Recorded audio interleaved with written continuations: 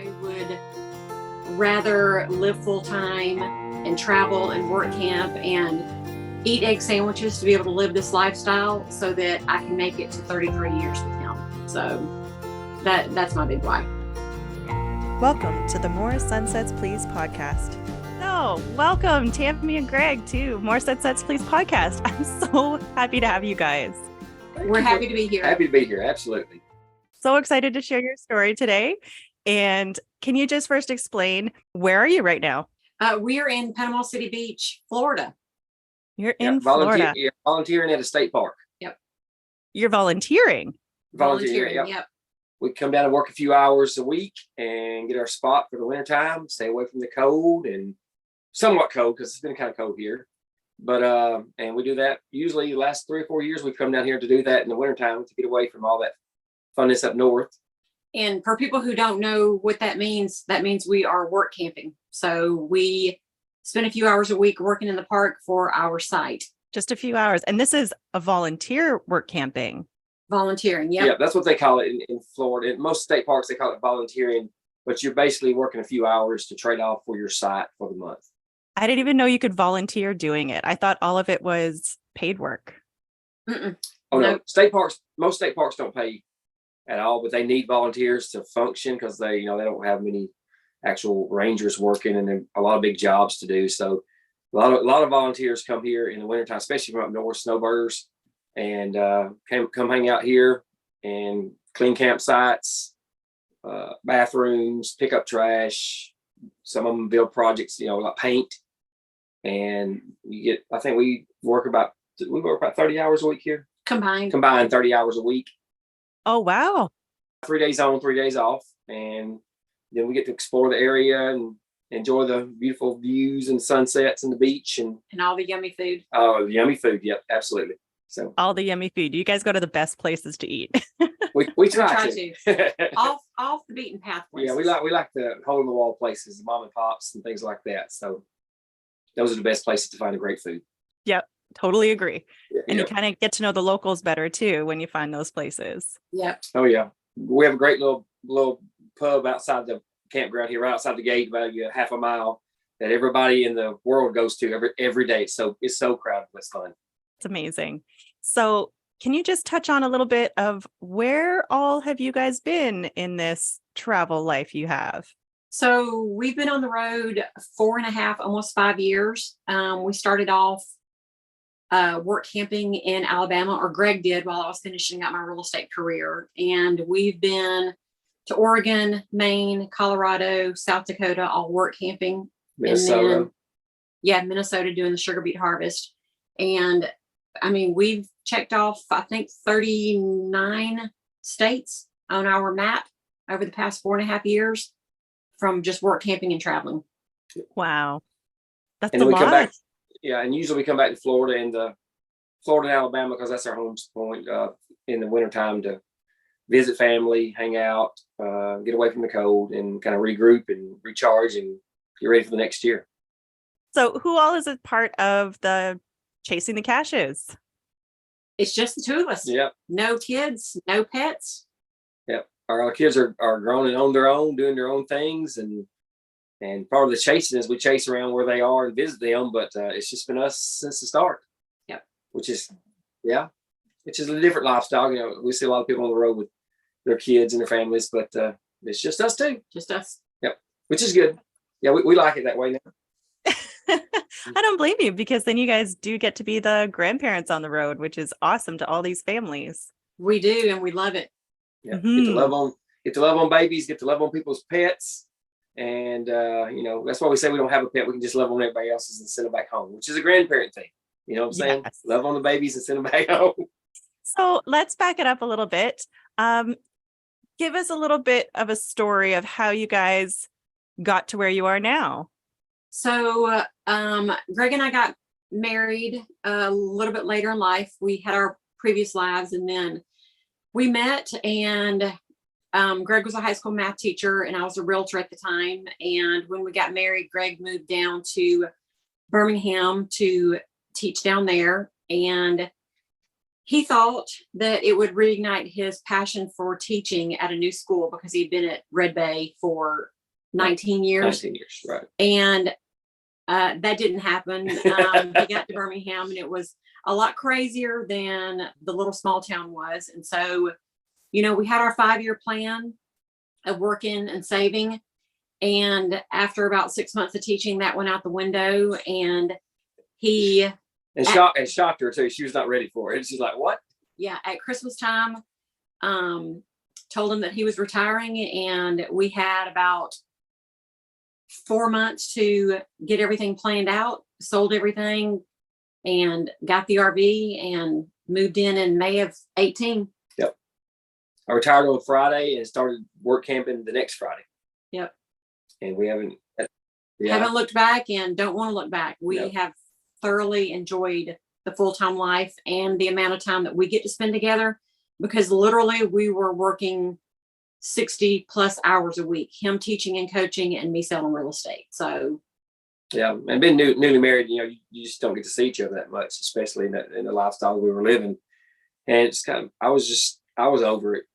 I enjoyed being around the kids, but all the stuff that goes into teaching, it's all the political stuff, the paperwork stuff, everything's new and fancy every year. It's the newest, greatest thing ever. And they try it and it doesn't, it's like, we'll keep it for a year. So, I had never camped until I met Tammy. I'd never been I've been in an RV with my friends, but I'd never camped a day, like in terms of camping like this, since I was a kid with my brothers.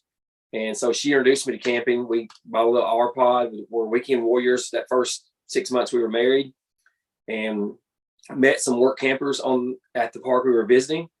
And I thought, that's a cool lifestyle. It really is. And I said, we could do that and go move around the country and clean fire pits and talk. And generally it's about talking to people.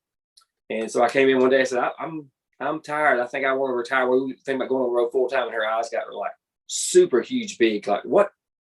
And because she was not thinking that we were going to do that fast. And plus we had a little tiny R pod. So we had to work out our finances enough to get a bigger rig. Yep. So yeah, because our pod was 16 feet. 16 feet, yeah. And it was not a permanent full-time kind of rig for us. Can you imagine trying to full-time in an R pod? No. We knew some folks that did it though. Yeah. Yep. We have known people to do it. Yeah, but not for, that's just, you walk in and everything's right there. It's just, you can't bed, bath, 3 steps and you can do everything you want to do. Yeah. Eat, shave, shower, sleep, 3 steps. Now you've got 5 steps. Exactly. Yes. This is like bougie living right here. Yeah. That's right. Those 5 steps, those extra 2 steps matter. And you have They do. you have an upstairs and a downstairs. We do. Look, that's like 2-story living. You guys are bougie. We are very. Yeah, right. I love it. Literally, it was a big thing getting, that separation of that much house. It just seems like so much more than everything's just not right upon you. I was kind of against we're in a 5th wheel now, and she showed me the plan. I was like, this is so big. I walked in, I was like, this is like huge. And she's like, well, you got to imagine what we're going to do to it. And now I'll absolutely love it. Wouldn't go back.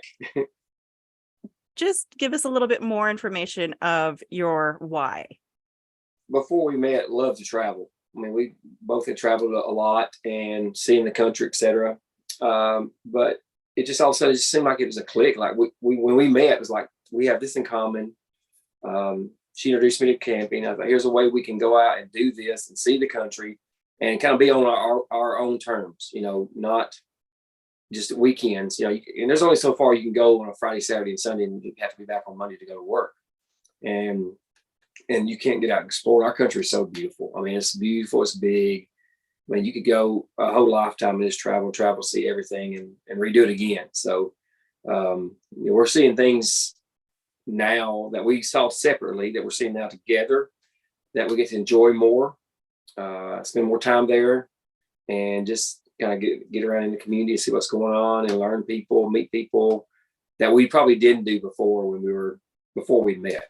Right. Yeah, my situation, we were like the Griswolds. We were speed travelers. Yep, there's a Grand Canyon, it's a big old hole. Yep. Out the door we went. There's Niagara Falls, it's a big waterfall. Yep. It's pretty cool. It didn't change. Yep. We're out there. So we did a lot of speed traveling to see things, but didn't stop in time enough to enjoy it. Right.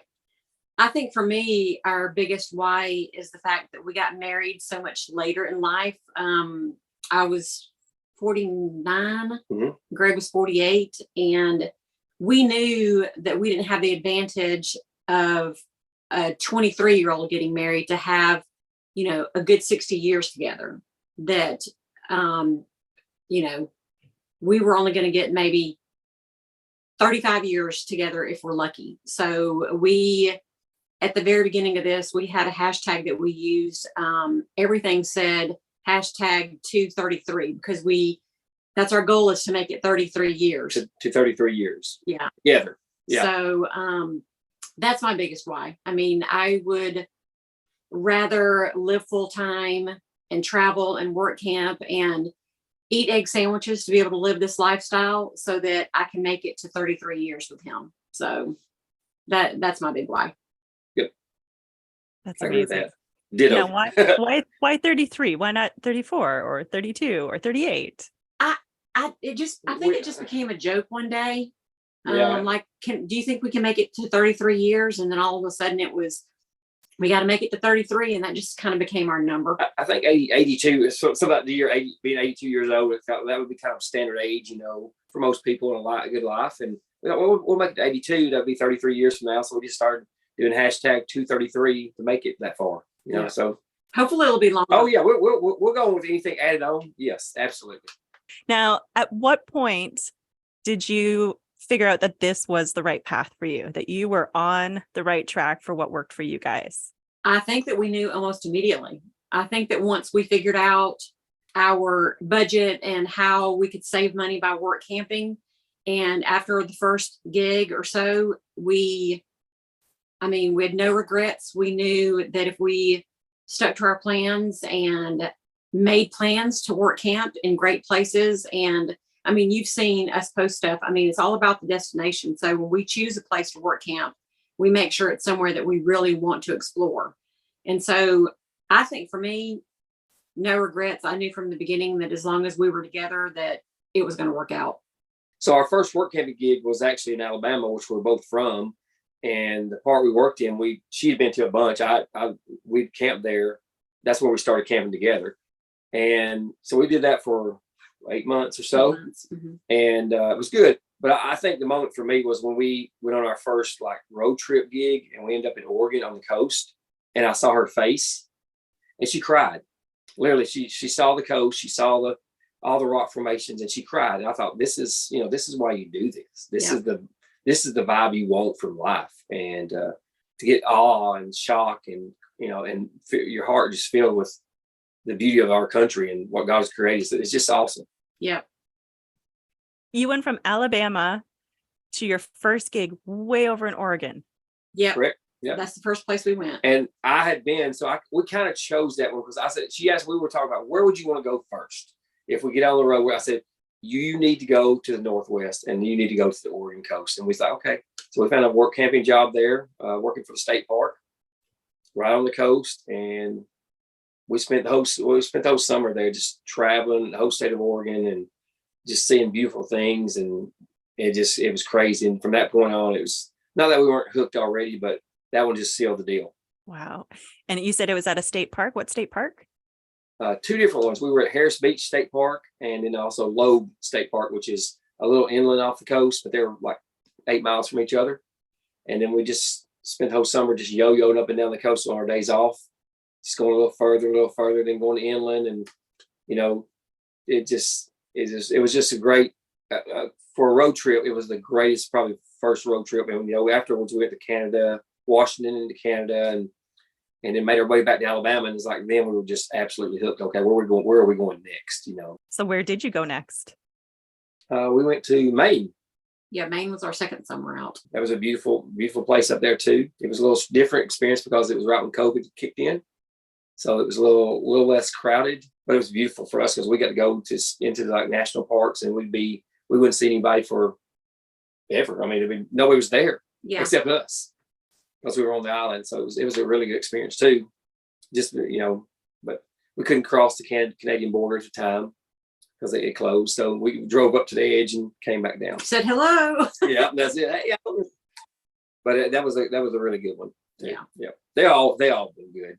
Yeah. We haven't had really any bad experiences. So, But your first 2 trips, one was to the top West Coast, and immediately you did your next trip to the top East Coast. Now I got to Right. ask, East or West?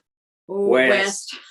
We can both agree on that. Less populated, in terms of going through cities and traffic and everything like that. It's just something about that. The coast of Oregon and Washington is just something unique. Yeah. And we grew up in Alabama, so where we are now is the coast we came to as kids, and even as adults with our kids. But something about that coast out there is just unique. Very special.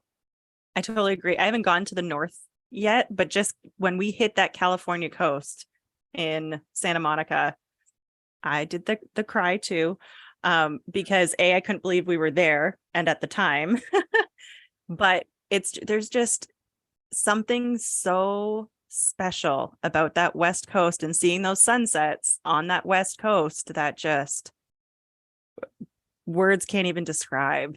Yeah. I'll scroll back through the videos and the photos from when we were there, and I'm still like, I can't even believe that's real. Yeah.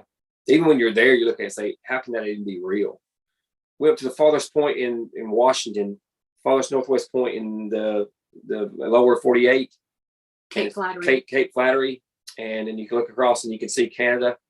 And you can't even describe it, how beautiful it is. The water and the trees and the Rock formations. Yeah, it's one of those deals. Yep. So there's our why for that whole long conversation. That's our why.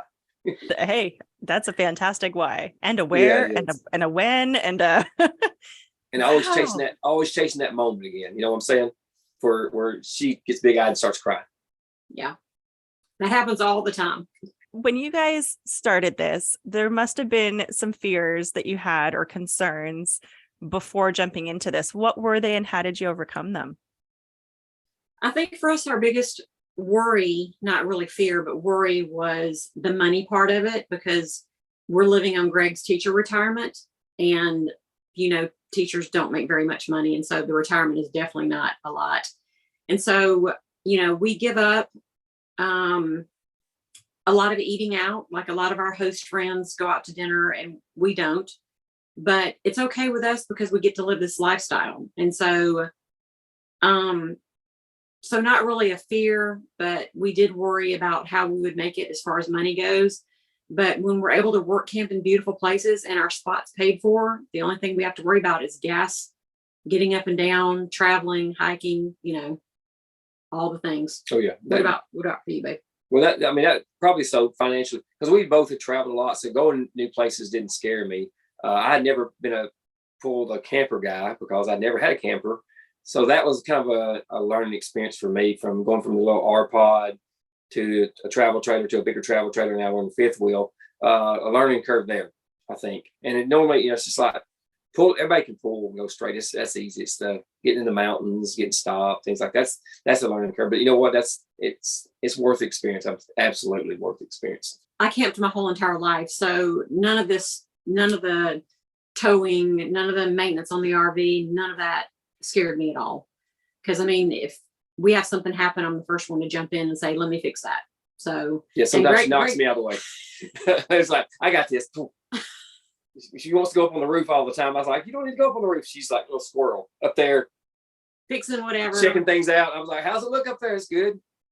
I think for us it's different because we don't have kids with us, and so we can take care of each other, and we know our limits as far as what we can and can't do. And so I just think for us, we really don't have any worries on the road. Maybe the only worry that I've had over the almost 5 years is, if we're sitting somewhere and I don't have a friend nearby, that worries me, because you need your girlfriends. And Kate, this community and how much, if you put yourself out there, you're going to make friends. And all I have to do is pick up my phone and Marco Polo anybody that I've met, and instantly I feel better and connected, like I have a friend sitting right next to me. But other than that, we don't really worry about anything on the road. That's amazing. Other than the next destination, where we're going next. Yeah, where we're going next. Now, how do you plan that? Where are you going to go next? How do you decide? Usually we that's an area that we want to go explore, and then we try to find work camping jobs in that area. So it's not like a job and then an explore. We want to go somewhere. So let's say, for example, I have never been to the UP of Michigan. Right. But she has. No, I haven't. You never been there? Oh, No. I thought you had. Okay, well, yeah. Yeah. So, that might be our thoughts of next jobs is up that way, finding a job in that area. And then we can just branch out and explore from there. That's kind of how we do it.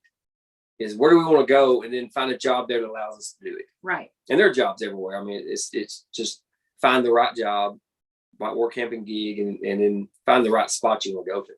Do you ever turn down work camping jobs for whatever it is or whatever their values are? All the time. All the time. Yeah. Last year we took our job, agreed to it in November, Yeah. and we didn't leave going out there until like almost May. And we probably turned down after that 30 plus jobs. And some of them were like, probably would have been better than the job we actually took, but we gave our word we're going to go. So we went. But we had calls last night. Well, do you want to come here and work? Do you want to come? It's just pretty much this time of year, everybody's trying to get their people lined up for the next season. And so we're just, we're kind of waiting it out this time. Yeah. We didn't jump the gun. Yeah, we didn't jump the gun. And that's what we try to tell people about work camping is don't always take the first job that's offered to you. First of all, make sure it's somewhere that you really want to go. And second of all, make sure that the terms that they're offering you is something that you can agree to. I mean, that's about it. Make sure it's somewhere you want to go, and that I don't even know what I'm trying to say. But I mean, you think people panic on the first job offer thinking, okay, I won't get another one, and you will. Yeah. There's jobs out there everywhere. So it's just making sure it's right for you. And not every job is right for you. And also you can do your research. It's online. Everybody's talking about jobs online. You can say, hey, has anybody worked at this campsite or campground? And they'll say, yeah, we've worked here. And they'll explain it to you in goods and bads and uglies. And then you make your own mind up. I mean, here's an example of something that we'll never do again. So the job we had last summer in South Dakota, we only took it because some of our dear friends were work campers there. They are in their 70s and like our second parents. And so we agreed to go there and work the whole summer with them. The park, we feel like, takes advantage of their work campers. And so even though we spent the summer there, we would never recommend that place for anybody to work camp at. So we went to spend the time with our friends and had a great summer with them, but it's not a place that we would ever work camp at again. Right. So, But you live and learn. That's the lifestyle we have. It's not like it's a full-time job. We did our 4 months. Mhm. We did our 4 months, and we moved on and smiled, moved on. Life's good. On to the next job, on to the next place, and can't worry about the past. It happened. You live through it, and it's not permanent. That's the thing about it is it's not like a 9-to-5 job that you've got to work at for 25 or 30 years and go every day and be miserable. It's short. yep. We usually like to stay somewhere 2 or 3 months. That's our kind of like our max. Because after the third month, it gets kind of like you've been here, you need to move on. You've seen everything. Yep. And so like right now we're here for 2 months, and then we move on to the next one, which is about right for us. 2 months, we can see everything we need to see. And we've been here before too. So it's just more of a kind of a home destination to be, get away from just hang out with some friends that we've met here before, kind of reconnect, like family reunion, and then we'll move on to the next job. And then there's ones that you guys return to, like the beet harvest. Oh, yes. Yes. Love that. That was a super job. The money is too good not to go to the beet harvest. And then the people are good. I mean, really. And our group of people that are at our particular location can't beat it. We're like one gigantic family. I mean, every night that we're not working, if the weather doesn't permit, we are all at the Legion, probably 25 of us, all having dinner together every single night. Yeah, that's just our go-to place. And you get to hang out and talk about where you've been over the year, how everybody's doing. Because when you work at the beet harvest, it's work, so you don't get to socialize a lot.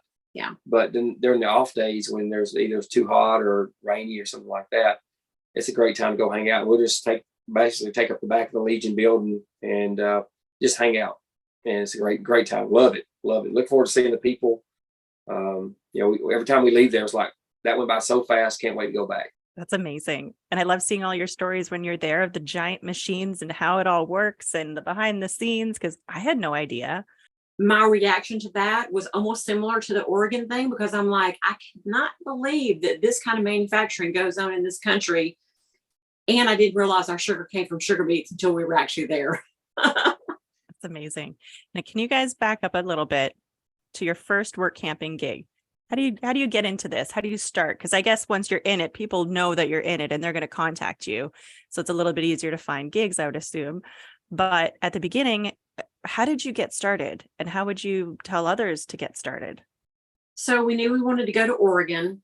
And at the time, we had originally just planned to volunteer everywhere we went.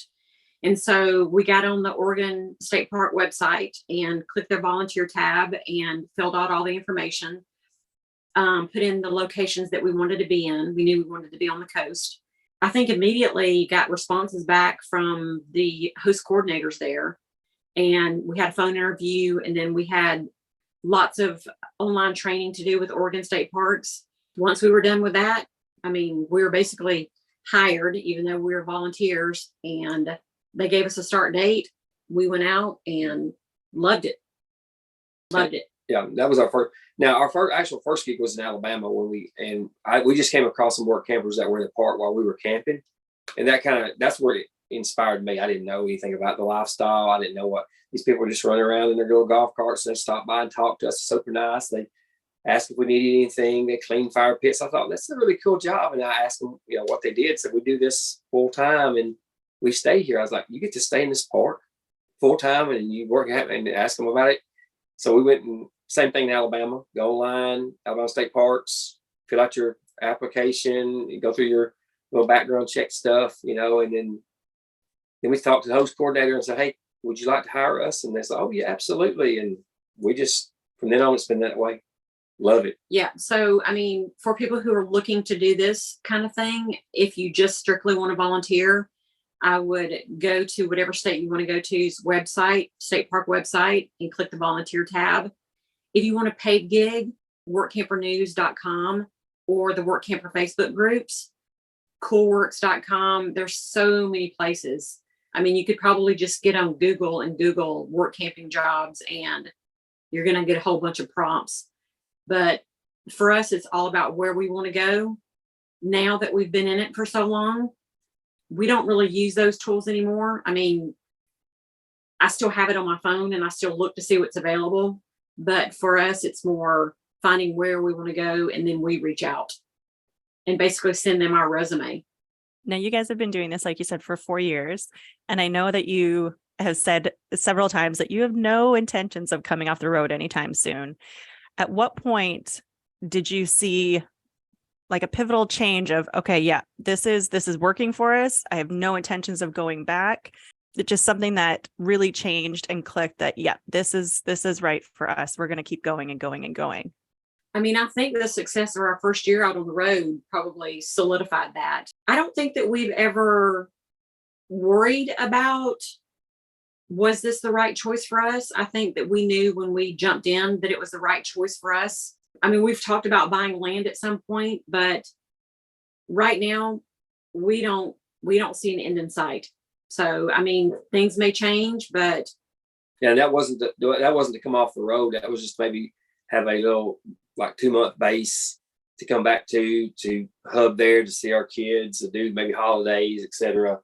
Because we usually come back to do November, December, and with our families. And we just thought, well, we might buy a small piece of land kind of in the center of everybody, so we could just spoke out and see everybody during the holiday season. But we hadn't got there yet. I don't think that we've had any of those moments where we've not had anything happen, knock on wood, that made us like, did we make the right decision? Yeah. Or should we change our direction? Yeah. That moment has not hit us yet. And we've had, okay, this is a bad decision. It's not. I mean, we're still loving it and we'll keep on rolling. We got friends that are in their 70s doing it. Yeah. I mean, it's all about attitude. I mean, if you have a positive attitude about the lifestyle that you're living, I mean, it's going to be a good experience. I mean, we've had times where we've had water leaks and we've had to take care of it, or, I think water leaks have probably been the extent of our Yeah. our fridge went out. We had to get a new fridge.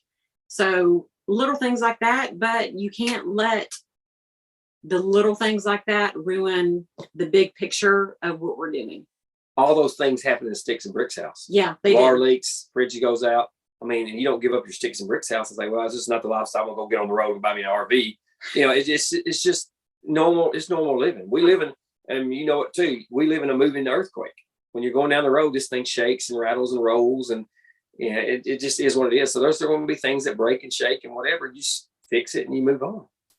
It is. And just saying that it happens in a house too, and you're not out selling your house because your fridge broke or you had a water leak or you had ants in your house. You don't just up and sell it.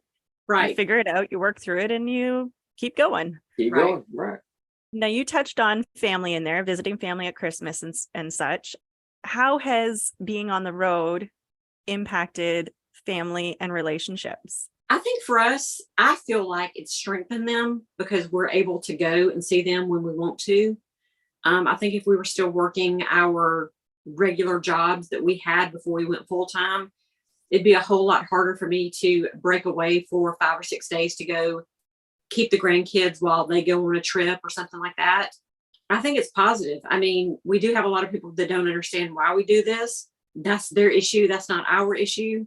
But as far as our family goes, I think everything's positive, and we've seen them probably way more than we would have if we were still in Alabama. Well, my son just moved to Minnesota back in April. He'll be there a year in April. And we were at the beet harvest in Minnesota. And we get to see him twice while we were up there. And if I was working my job, I couldn't just drop my things and drive to Minnesota and hang out with him, go out to dinner, stuff like that. So I think just it gives you the ability to get to those places easier.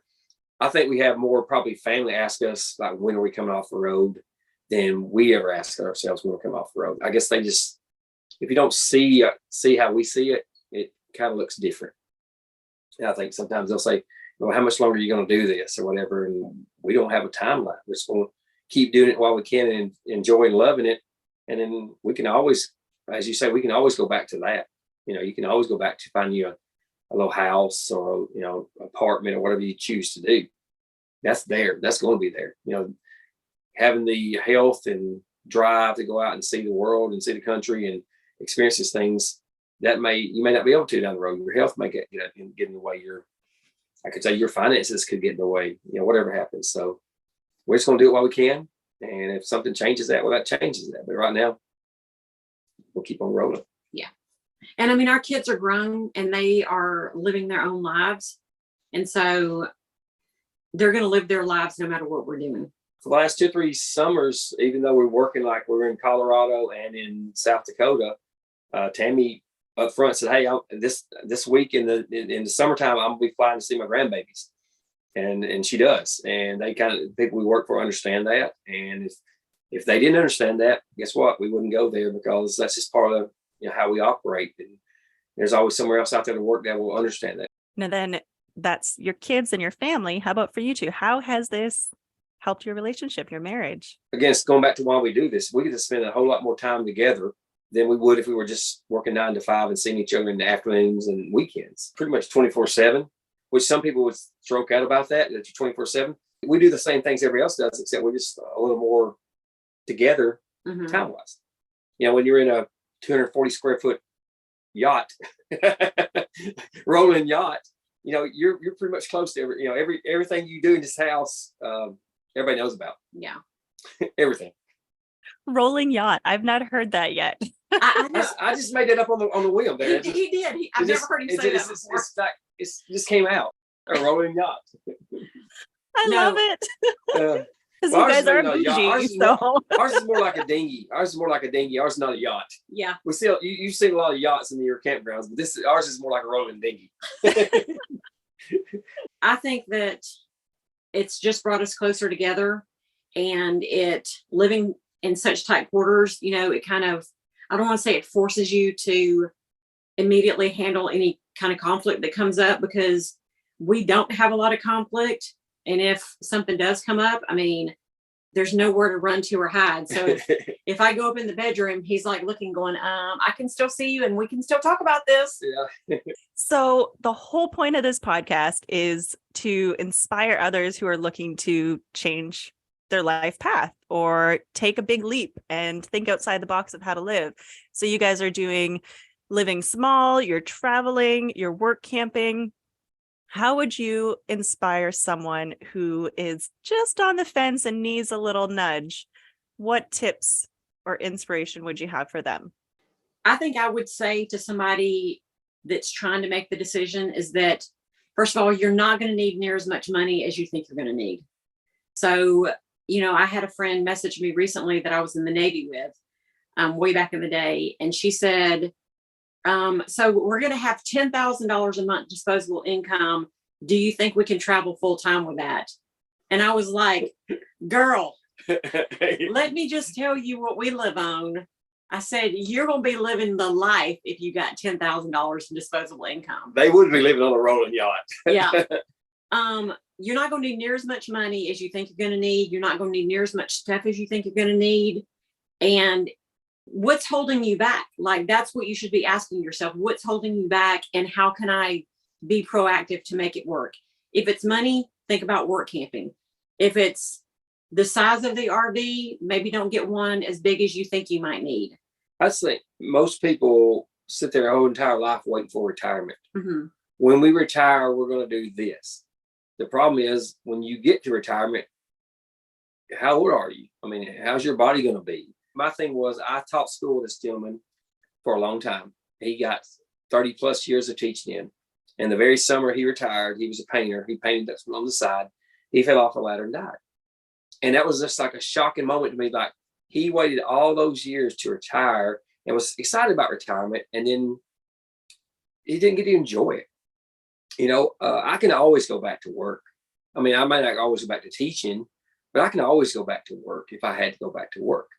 You can't always do this. You can say that, but when you get to that age, what's your physical health going to be? What's your mental health going to be? What's your financial situation going to be? Getting rid of our stuff when we decided to do this and sell everything, it was just stuff, and it's still the same way. I mean, it's all can be replaced if you need to be replaced. You can't get your experiences back. You can't get your memories back. You can't get that picture of her crying when she sees the Oregon coast back. I mean, that's just the way it is. That's the things you live for. What's the thing that the guy says? You never see a hearse being followed by a U-Haul truck because you can't take it with you. You cannot take it with you. If you're focused on all that, you're missing out on a whole bunch of stuff in life. I really think. Yeah. So if you want to do this lifestyle, I would seriously think about what's the one thing that's holding you back. And you can find so many people who had that same one thing that's out on the road right now. And all you have to do is reach out to people and find out how they were able to get past that one thing. For us, it was the finances, and we found work camping. We're not looking back. And we're always here for people. We are here to help people learn how to live this lifestyle and love this lifestyle. You'll hear me say this. I do this for 3 reasons. I love meeting people, I love seeing stuff, and I love eating food. That's my 3 reasons. So we go places, we go to see people, meet new people, make new friends, see great things around our country because it's so beautiful, and eat good foods that are just where we can find it at mom and pop's. Mm-hmm. And then that's just it. When those things, I mean, not that they're ever going to end, but I mean, then I could say, hey, let's go back and find some sticks and bricks, when that lays. But it's just, I love it. That's why we work camp, because we meet people. This whole lifestyle has its highs and lows. And I'd love for you guys each individually to touch on what your highest high was and your lowest low. We're definitely going to start with the low and end on a high. So what would you say was your lowest low for each of you throughout these last 4.5 years? Probably my lowest low was we were out on the road and my mom fell and then eventually passed away. That's probably my lowest low about being on the road, because I didn't, you missed time you could have spent with her, but she was very encouraging about us living this lifestyle, go out and do what you need to do. And she was fine. But I think that to me, that was my lowest low. I think too, for me, the lowest low is family members passing away while you're out on the road. We were just at the Lippert Getaway in October, and my uncle passed away, and my mom didn't even call and tell me because she didn't want it to ruin our time out on the road. Also, I had my stepbrother passed away while we were doing the beet harvest, and knowing that I couldn't be there to give my dad a hug. I wasn't very close with my stepbrother, but knowing that my dad might need me and I was all the way in Minnesota was definitely probably one of the lowest points so far that I've had on the road. Bring this back up to a high note. What's been the best part of this journey for both of you, or a single high note along the last 4 years? Well, I spoke on mine when I realized that I could see so much joy in her and excitement and filling her heart with things that we do. That to me was it. We on the Oregon coast. I mean, they're great, but that's probably the single moment I realized that this lifestyle for us is absolutely perfect, and that she can be made to, I don't want to say made to cry, but we can find things together that make her like just fill her heart, because her happiness makes me happy. That's just the way it is. That's the way I'm wired. So when I see that she is like overcome with happiness and joy, that fills me. I feel like with this lifestyle, we have so much to be thankful for, and every day is a high for me. But I think the one thing that sticks out the most is being able to be free to move about the country when our grandkids are born. Greg doesn't have any grandkids yet, but one day we're hopeful that when he does, we can immediately get to wherever that's going to be. We were just lucky enough to be done with a work camping job and be in Kentucky when Sarah had the second grandbaby. We helped them get the nursery set up, kept the older grandchild while the younger one was being born, and it's just incredible. I know that's probably not your typical answer for highs and lows, but I think for me, it's being able to pick up and go when people need us. We've done that with not just with our families, but friends of ours that are like, we just bought this land and we're building this house and we're lonely and we're like, we're hooking up, we're coming to you. That's what this lifestyle allows us to do. How often can you do that if you're at work 9 to 5, that you can just take off 2 months and go hang out with your kids and your grandkids? That's a benefit right there. Also, Kate, you know this about me. One of my biggest highs is meeting other people on the road. I mean, me getting to hug everybody at the Tampa RV show and getting to give you that big hug. The relationships on the road mean so much to me. And wow, I can't even tell you what being with other RVers does for my spirit and does for us as a couple. It's like family reunions all over. Every time you get to get up with me. I mean, it really is, because it's family now.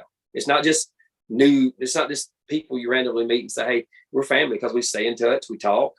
But it's true, because both of you are so genuine that, my goodness, when I met you for the first time last year, I can't even remember your name. I just remember, hey, that's that lady who is snuggled in the blanket, holding the coffee, yelling at people running. Yeah. With that audio, right? And just to chat and have such a good conversation instantly. But it's one of the things that we need on the road. So it's the sense of community that we all long for. And it's such a different relationship than the friends that you had when you were in your sticks and bricks, because you're working full time. And it's maybe we can get together once a month. I know if I need anything at all, you're a text message or a phone call away. It makes it super special. Well, and you develop such a solid connection so fast. Like as silly as it sounds, you find your people really darn quick. Yep. Because you only have so much time together before you're off. And Tammy says it's all about you being intentional, keeping your friendships and staying in touch with everybody. It seems like it's so much easier in the lifestyle we're living now than it back was when we were sticks and bricks. I don't know why. It's totally different vibe. We kind of fallen into where our groove is. I mean, that's honestly, we found our groove. This is what we want to do, and it makes us happy. And now what life's about, finding your groove in life to make you happy. Mm-hmm. And so we've found it. We're rolling in it and keep on doing it until something. I don't see anything changing for a long time. Yep. I mean, it'll be nice. I mean, I'm not wishing my life away, but when we get to be 62 and we get that Social Security income, that's going to help a lot. Yeah. Like, whoa, lottery. we got some money. You'll be But up you to know that what? 10,000 a month, right? Whoa. No, we're not gonna be there. We wish, but you know what? Wouldn't change it for anything. I can walk outside right now and show you a picture of the Gulf of Mexico and how many people are at home working right now. Yeah. They're sitting at their desk and wishing. Yep. And we're on a Thursday at 11:18 Central Standard Time on a podcast from Miss Kate. Yeah. I said that at the Tampa RV show. We were sitting around the table. I said, just think about this. We're with the people we were around. It's like, how lucky are we to be sitting here? We're all eating and laughing and have a good time. And tomorrow we'll be in we're not dreading getting up and going to work tomorrow or just, it is such a different vibe. And we're so blessed. I mean, it's crazy how blessed we are to do this. Yeah. We don't take a second of it for granted. That's for sure. Yep. Soaking it all in. And it's so true that I love that you say right now at this exact time, we're sitting here chatting with some great views, and we know that the rest of the day is just relaxed or chill and you live on your time, whereas others are still punching the clock, doing jobs that they hate, paying the bills. It's very different to do this. To hear people say, I have to wait till I get this done. I mean, some people just have it in their DNA to do that and keep waiting and waiting and waiting. And who knows? It may not. That's happen. it. That's why we didn't wait anymore. Got what we need to get into. And everybody, again, people may not understand it, why we did what we did, but we do it. So if anybody here listening is looking to connect with you, where can they find you? Go ahead. You can find us on Instagram at Chasing the Cashes. We also have a Facebook group, Chasing the Cashes. And if anybody has any questions, all you gotta do is shoot us a DM. Open book about being truth and honest about how this lifestyle is, things we've done and goods and bads and ugly. We'll tell you the truth. All right. I will add that into the show notes. Really appreciate you guys for coming on here and sharing your stories and inspiring others to get out there and explore and even look into work camping. If you can't financially do it right now, they can contact you to figure out how to do this. Absolutely. Don't hesitate. Don't hesitate. Don't wait. I appreciate it so much. Thanks for coming on here and chatting with me. Thanks so much, Kate. Thank you.